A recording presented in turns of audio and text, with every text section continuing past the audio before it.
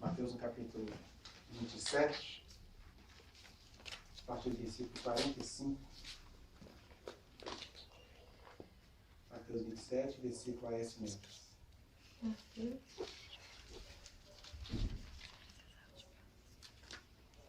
Diz assim: desde a hora sexta até a hora nona, houve trevas sobre toda a terra.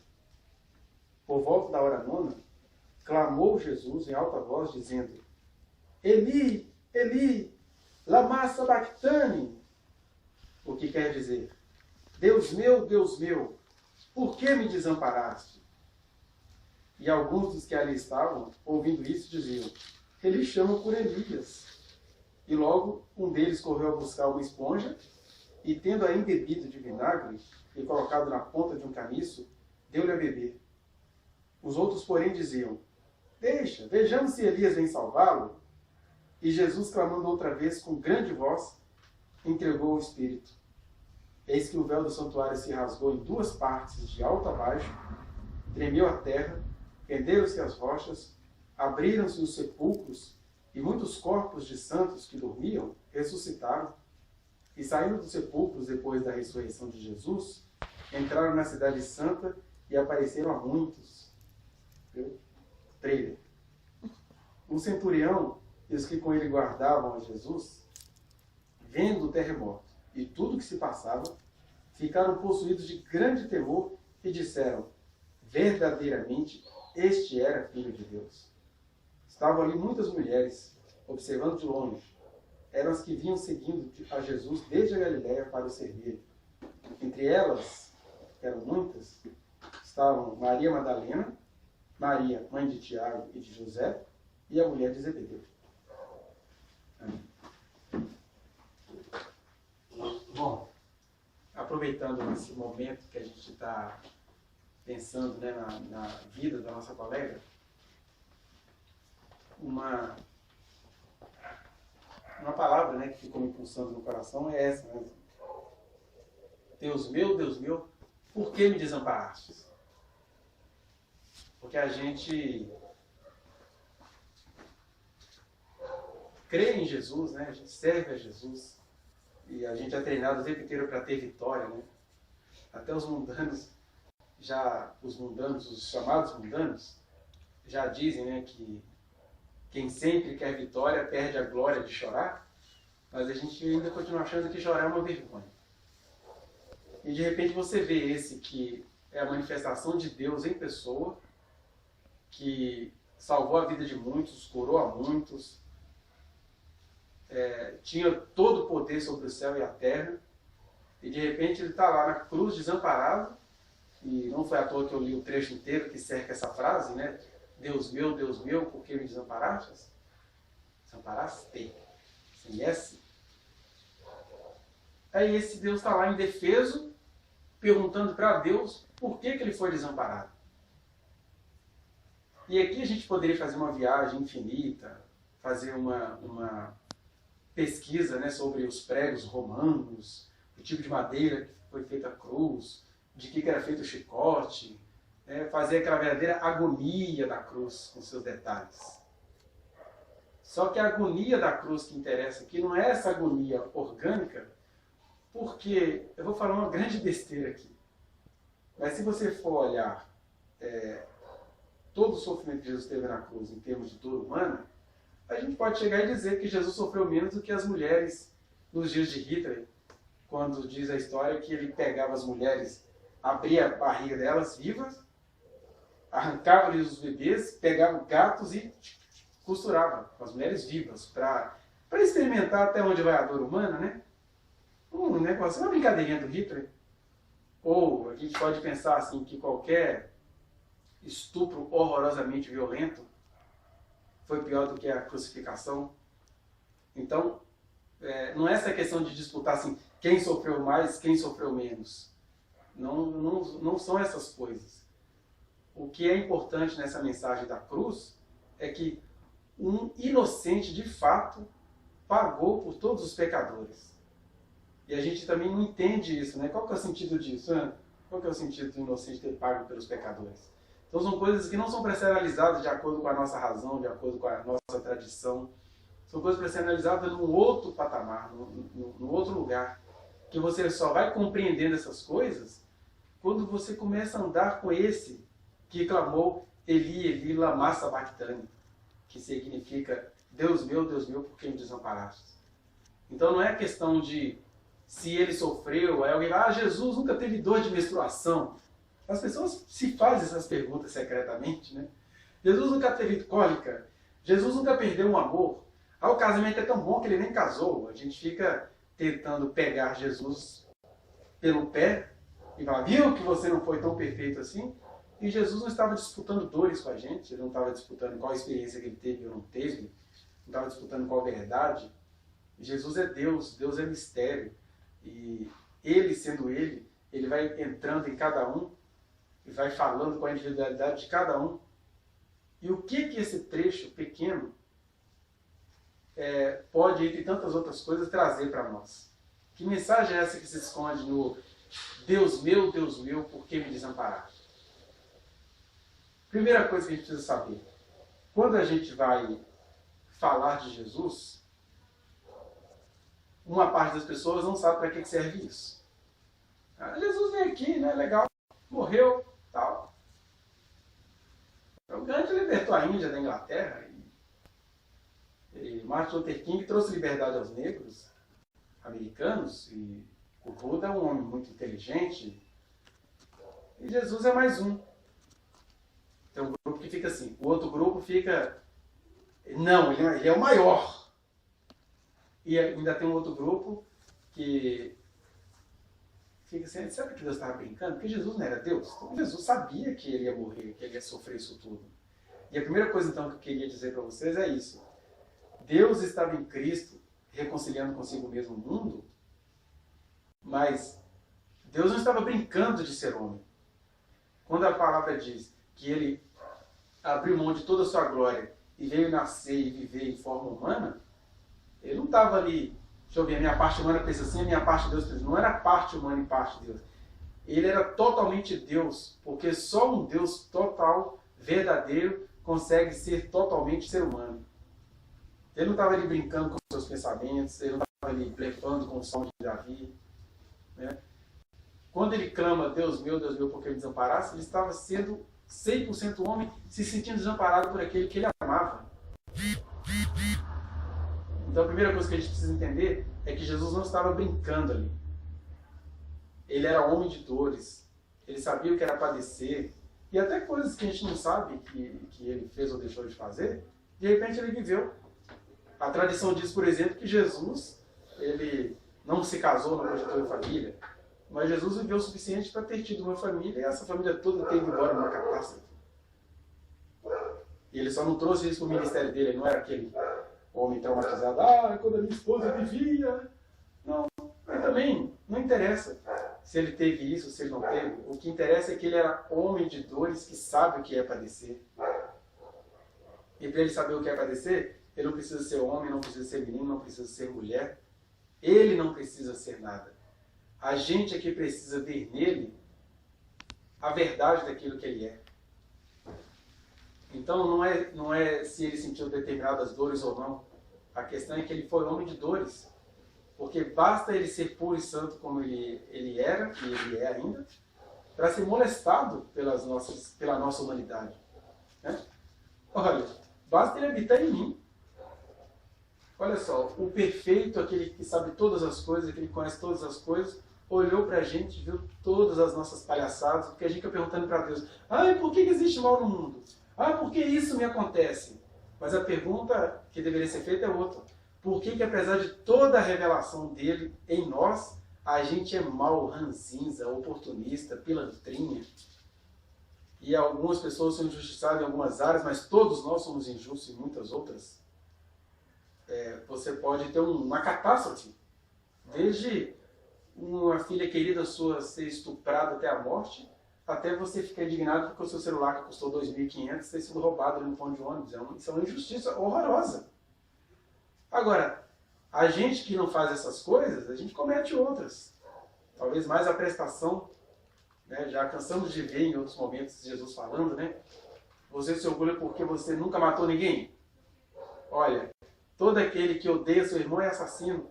Todo aquele que finge que o outro não existe é assassino. Todo aquele que fala assim, ó, se dando o resto do mundo, eu estou preocupado é com o meu, é assassino. Ah, você se orgulha porque você nunca traiu ninguém? Então você já é traição em pessoa, por isso você não trai ninguém. Você só pensa em você. Então, fora essas declarações sutis, há muitas outras coisas que a gente faz. Então a pergunta não deveria ser por que há maldade no mundo? A pergunta deveria ser por que eu sou essa maldade? Por que eu sou patrocinador dessa maldade? De maneira que um dos primeiros aspectos dessa dor horrível de Jesus é isso. Ele não estava ali brincando. Ele estava sofrendo o justo pelos injustos de uma tal maneira que ele olhou e falou, meu Deus, o Senhor me abandonou. O Senhor me desamparou. Essa é a primeira questão. Ele não estava brincando, ele estava sendo verdadeiro. Agora, só entenda essas verdades quem começa a andar com ele.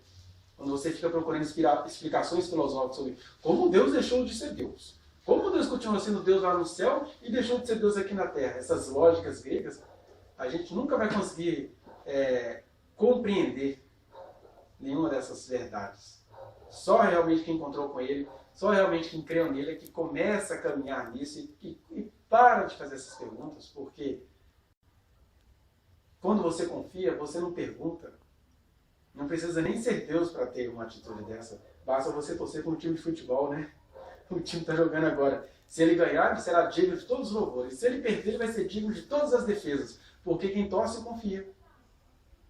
Eu sempre falo, se a gente fizer com Deus o que a gente faz com o time de futebol, Deus já está bem na fita. Agora, a outra coisa curiosa que a gente vê nessa frase é que você está ali desesperado, você tem várias situações, né? Tem aquela turma que te olha, que te seguiu, que sabe o que você é, não está entendendo o que está acontecendo. E aí você vai e clama, porque aí você está num momento horrível da sua vida, você está tentando tomar uma atitude, e aí fica o pessoal assim, olha lá, vamos ver se Elias vem salvar ele. Diz a tradição que os judeus costumavam chamar por Elias, porque ele não morreu, né? Ele foi raptado para o céu, foi arrebatado para o céu. E aí as pessoas, por amor a Elias que não morreu, me socorre. E eles achavam que Jesus era mais um pedindo por Elias. E ele estava falando diretamente com Deus. Isso é interessante porque Jesus estava ali sofrendo, estava de fato se sentindo desamparado, ele não estava fazendo o teatro do desamparado. E aí ele usa uma linguagem onde as pessoas acham que ele está clamando, ele está fazendo uma coisa, mas na verdade ele está fazendo outra. E é interessante ver como que quando a gente está em desespero, por mais que você faça uma coisa benéfica, que é clamar a Deus, até você clamando a Deus, vai ter alguém perto de você pensando assim, a besteira que esse cara está fazendo? Mas Jesus, independente do que aquele clamor dele ia causar, ele estava ali, estava preso, né? Ele estava preso, crucificado, e o papo dele era ali, é o papo com o pai dele. E se o mundo não entender, já está desculpado. Eu estou pedindo, meu Deus, por que o Senhor me desamparou? Quem nunca fez essa pergunta, né? A gente aprendeu a fazer essa pergunta para dentro. Menino, mais respeito com Deus? Como é que você faz essa pergunta? Olha o que você está pensando de Deus aí, hein?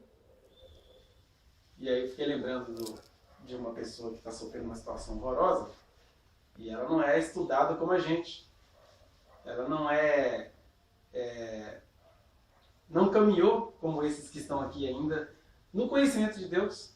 E aí, isso que eu acho legal, porque não é questão de conhecimento, é questão de espírito, de perceber que a gente tem necessidade de estar em Cristo.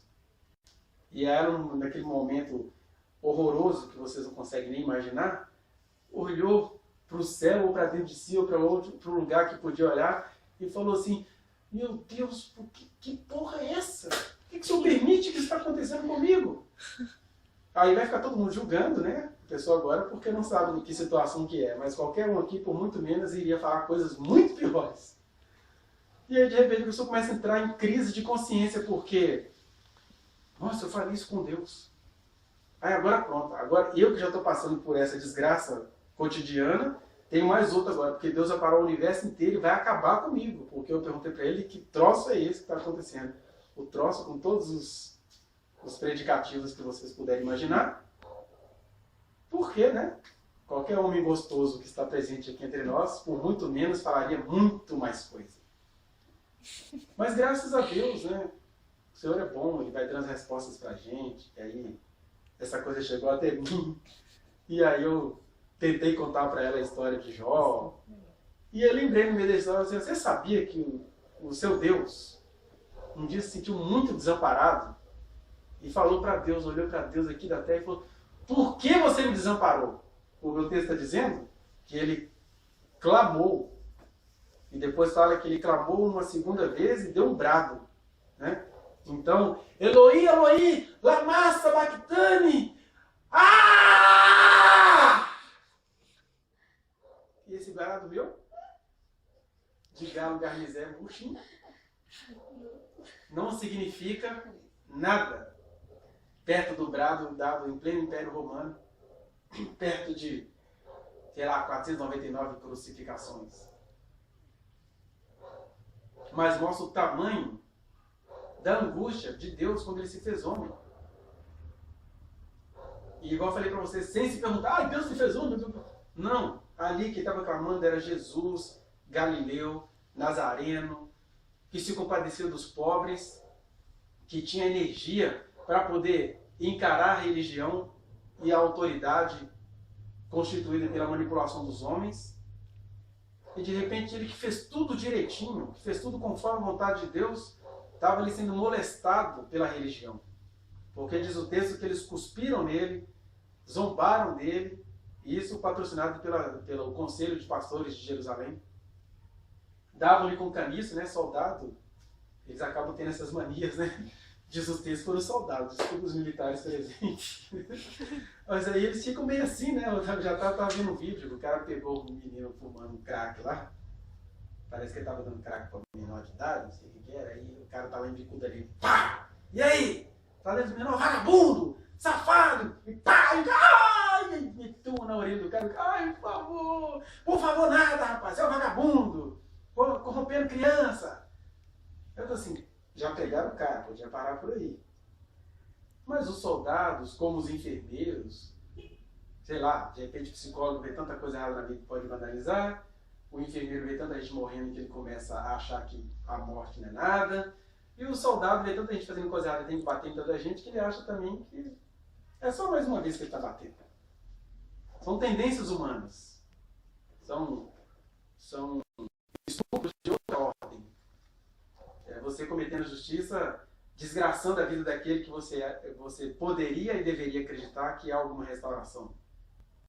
Aí Jesus, que pensa exatamente assim, está lá, trancado pela realidade, olhando para o céu e não vendo Deus, e aí ele clama, por que o Senhor está fazendo isso comigo? Né? É aquela pessoa que às vezes está tentando ser correto, né? Porque a gente também faz o pecado ao contrário, né? Ah, meu Deus, eu vou ser correto, mas não, porque não compensa, não adianta. Ah, Jesus acabou na cruz aí. E aí às vezes a gente se fala, meu Deus, o que o Senhor tem contra mim? Por que quanto mais pilantra uma pessoa é, mais ela é abençoada? Ou alguém aqui que nunca fez essa oração. Aí eu estava dizendo para essa pessoa, orar assim é até elogiar a Deus. Não estou dizendo que é para a gente ficar orando por babaquice, né? Mas eu já conheço muita gente que, se faltar o dinheiro do pão de hoje, vai soltar todas as praguejações. E aí Jesus, naquela situação, ele pergunta ao Pai, porque aí que está o segredo da frase. Ele fala, por que me desamparaste? Mas ao mesmo tempo ele fala, Deus meu, quer dizer, o Senhor me desamparou, mas olha, o Senhor é o meu Deus. Eu falei com a pessoa, então a questão não é por que o Senhor está deixando isso acontecer comigo. A questão é que você está perguntando é para Ele, é isso mesmo, pergunta para Ele. Aí a gente pode perguntar isso, pode e deve. Ele não é seu Deus, Ele não existe? Está doendo, está horror, está uma coisa que está estraçalhando a sua alma? Você está pedindo, o negócio não para? Foi o Jó. Olha, eu não estou entendendo nada que está acontecendo. E olha, ele vai me matar, mas eu vou ficar esperando nele aqui. Eu estou esperando. E o mais bonito do livro de Jó é que no final das contas Deus chega para os amigos dele e fala assim, olha, eu só vou receber a oração de vocês três se o Jó orar por vocês. Porque vocês não falaram de mim o que é correto. Agora, o Jó falou de mim o que é correto. Ah, é? Quer dizer que quando o Jó falou, ainda que ele me mate, eu vou esperar nele. Esse é amigo dos perversos. A gente faz o que é certo, você deixa o perverso prosperar. Mas o Jó estava magoado com Deus, como um casal fica magoado um com o outro. Já viu marido e mulher quando brigam e tem aquele ódio conjugal? Aquele ódio conjugal é só um amor virado de cabeça para baixo, mas tem muito amor ali. Porque quando não tem amor, está um aprontando com o outro. Deixa pra lá. Eu estou tendo meu por fora mesmo. Idiota, ensaiando o tamanho de tiro que ele leva. Aí não tem mais amor. Agora quando você fala assim, por que você está fazendo isso? É muita frustração porque tem muito amor envolvido.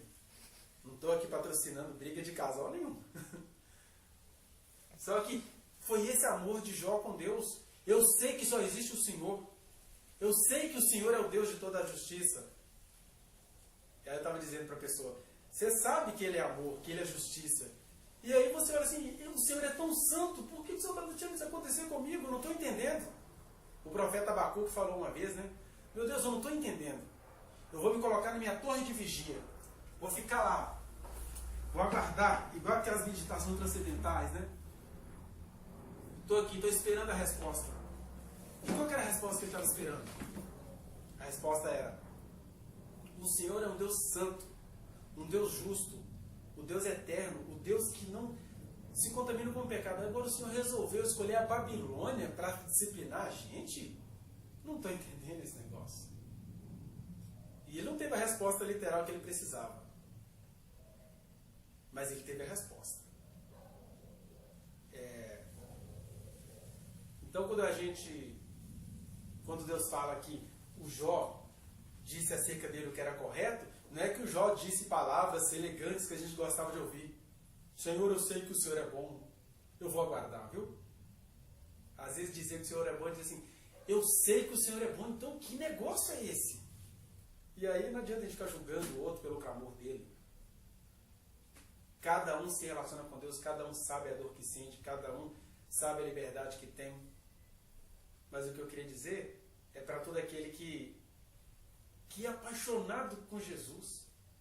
E às vezes Jesus parece um capeta, né? Porque era assim que Deus estava aparecendo para Jó. Você fala assim, eu conheço esse Deus, eu amo esse Deus, eu vivo para Ele. Mas que inferno é esse na minha vida? Por que eu clamo e não sou atendido? Por que eu desejo tudo de bom e só me vem tudo de mal? Uma pessoa que pensa assim e que pergunta isso para Deus, essa pessoa crê em Deus.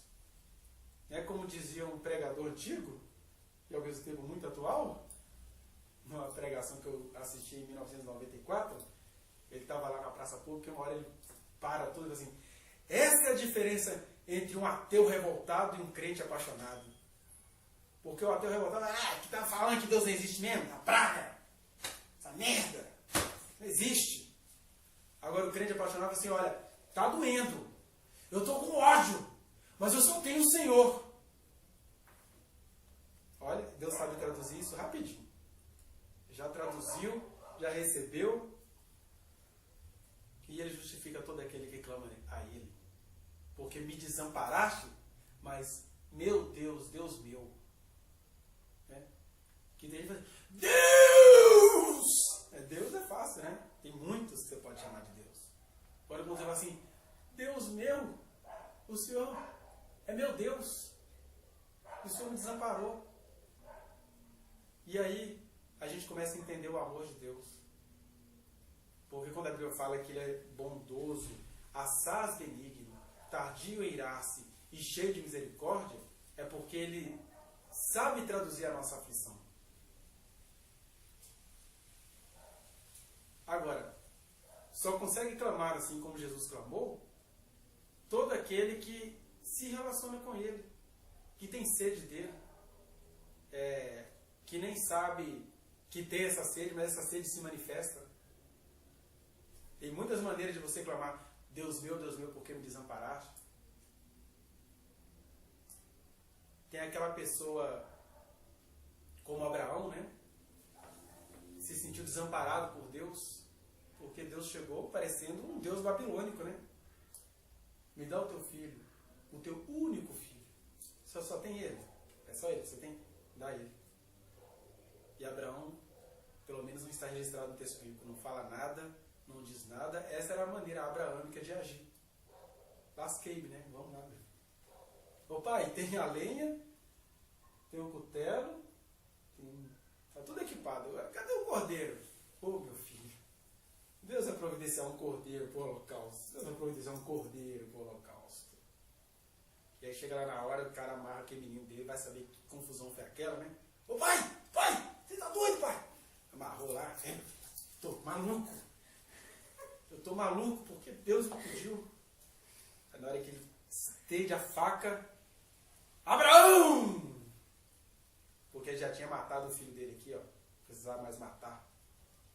Aí o Deus meu, porque me desamparaste, Abraão, foi esse. Ele falou assim: me desamparaste, mas tô indo. E aí Deus, que é tão Deus que sabe ser sensível, ficou esfrangalhado. Abraão, você me deu esse menino. Eu juro por mim mesmo que de você vai sair muitos povos que creem em mim, que vão ter essa fé de perder tudo, mais um pouco. Deus ficou todo esfrangalhado com essa manifestação desse ser humano. Foi a fé que Abraão teve. E você tem aquela mulher cananeia que não sabia nada de Deus, não estudava nada de Bíblia judaica, era o pessoalzinho lá da ralé, era cananeia, quer dizer assim, e era o que restou daquilo que Deus exterminou da terra. E aí ela vai atrás: Jesus, liberta minha filha. Eu estou sem tempo, então dá. Ela consegue pegar ele de jeito. Liberta minha filhinha que ela está possessa. Olha, eu não vim senão as ovelhas perdidas da casa de Israel. Ou seja, não tem papo com quem não é de Israel. Olha você que tem Jesus mais feio. Mas quando você tem ele como seu Deus, aí ela insiste, ele fala: olha, não é justo eu tirar da mesa da comida dos filhos e dar para os cachorrinhos. E não é justo mesmo, né? Só que ela não era cachorrinho, mas ela também não filosofou, não. Ela cavou um poço no fundo do poço e falou: olha, é verdade. Agora, os cachorrinhos pegam das migalhas que caem da mesa dos filhos. Aí Jesus se esfrangalhou. Ele não é homofóbico, né?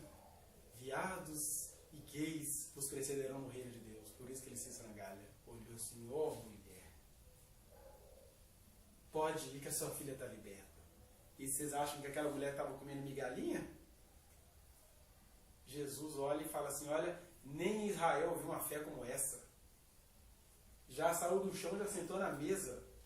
E aí, ó, muitos virão do Oriente e do Ocidente e se assentaram à mesa com Abraão, Isaac e Jacó, enquanto os crentelhos, bibliceiros, teologueiros ficarão de fora, porque sabem demais para se humilharem diante de Deus. E eu fico encontrando com essa gente todo dia, velho. Eu estou emocionado demais com a escola que estou trabalhando esse ano, porque eu estou vendo assim, gente estendendo a mão, pedindo. E eles nem têm consciência da gente que está aqui reunido. Tem uma situação, por exemplo, de uma outra pessoa lá da escola. Ela é filha de pastores e ela está com um probleminha pessoal daqueles que crente gosta de encher o saco. E aí os pais dela dizem: eu prefiro que você seja prostituta e que você seja traficante do que você seja isso.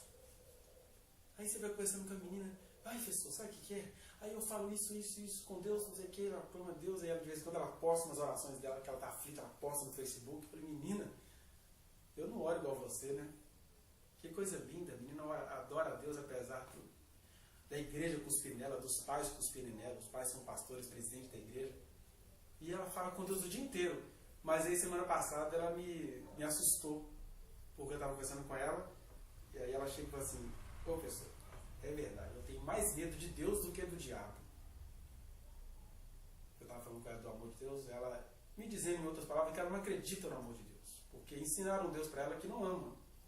Ensinaram um Deus para ela que se você tiver o nariz torto, isso for uma maldição, e ele vai criar caso com você até o fim das suas vidas. E aí eles ficam tentando reforçar, né? E eu dizendo para ela do amor de Deus, de como que eu via ela sendo a expressão do amor de Deus com as coisas lindas que ela faz como ser humano. Falando assim, você é um dom de Deus na cara da gente, eu estou vendo Deus aqui. Falando com ela assim, né? E aí ela, pessoal, Deus é amor, mas ele é fogo consumidor.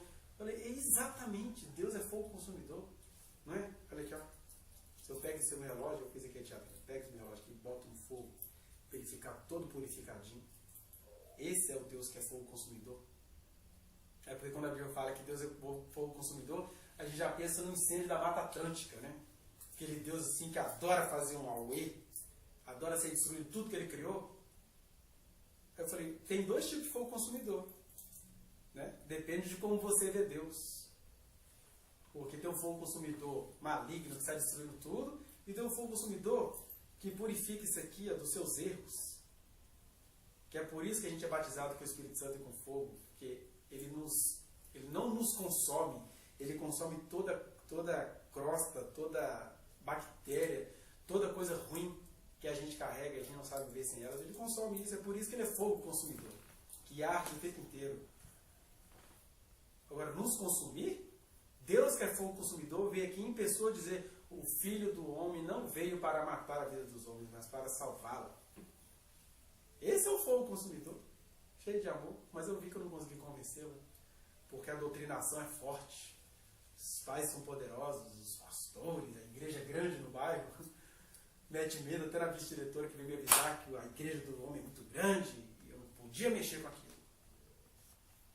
Então, meu Deus, que pena. Uma jovem que fala com o Senhor o dia inteiro tem mais medo do Senhor do que do diabo. Mas quando Jesus clamou, Eloi, Eloi, lama sabachthani, Deus meu, por que me desamparaste?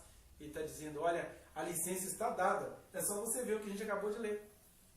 Quando ele clama isso, o que acontece? O véu do templo se rasga, tem um terremoto, pessoas saem do cemitério, quer dizer, aquele clamor dele a Deus, a resposta não veio do céu, a resposta brotou da terra. A terra se abre, os mortos voltam. E aí, o centurião, diz o texto, quer dizer, gente que não era crente, olha para aquilo tudo e fala assim, cara, de boa, velho. Na moral, como diz os meninos, na moral, esse é o Filho de Deus. Que a natureza protestou. Quando a gente faz isso porque a gente é cheio de amor a Deus, aqui fora não pode acontecer nada, mas aqui dentro muda tudo. Porque só pode questionar a Deus quem ama a Deus.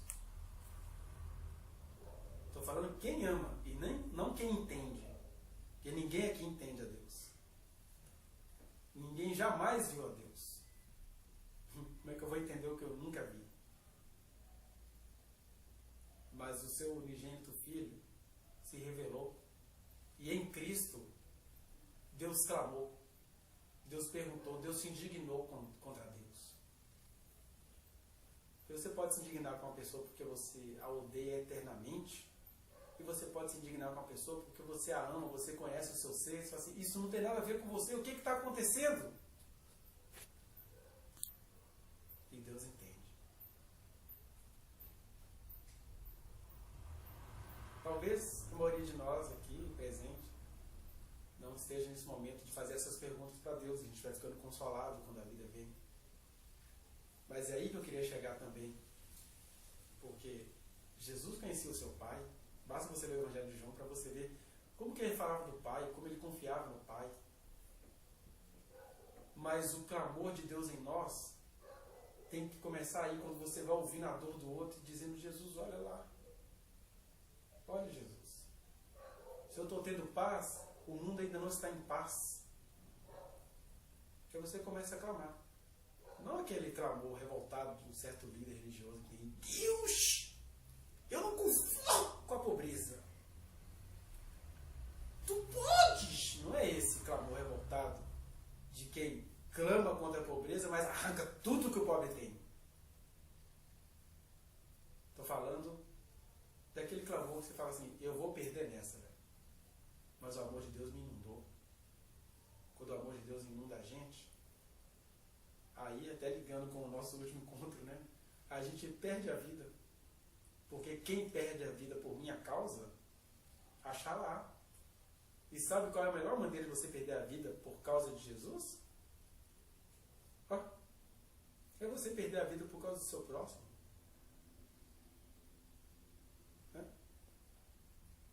A Bíblia fala que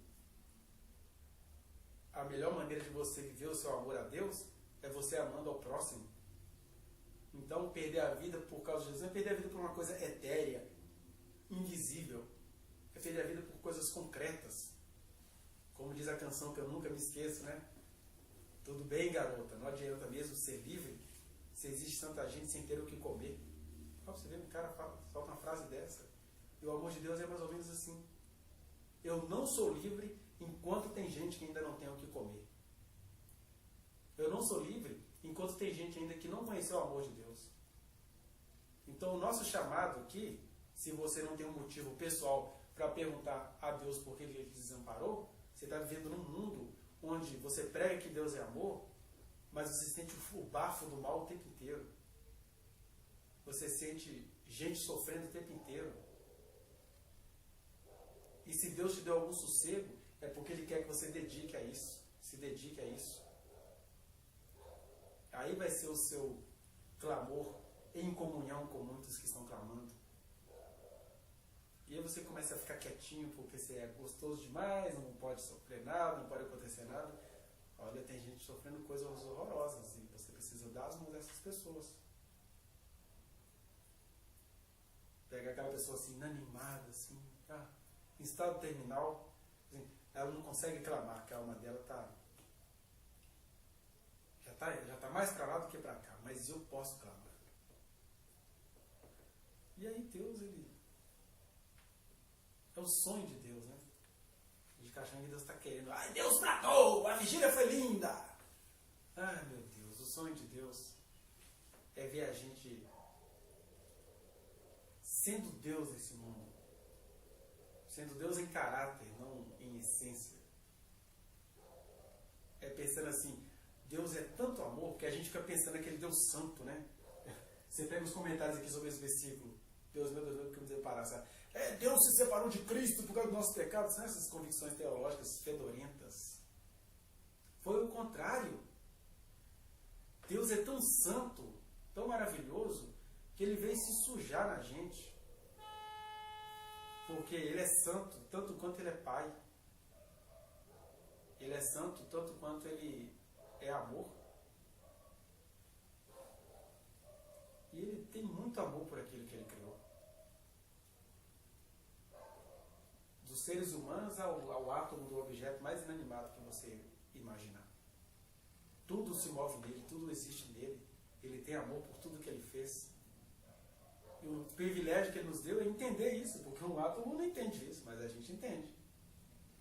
E Ele espera muito que nesse mundo caído, nesse mundo onde a gente fica tentando remediar as injustiças com muitas coisas interessantes, Ele chega e fala, olha, uma das respostas pela sua sensação de abandono é: busque em primeiro lugar o meu reino e a minha justiça, que você vai ser um acréscimo nesse planeta.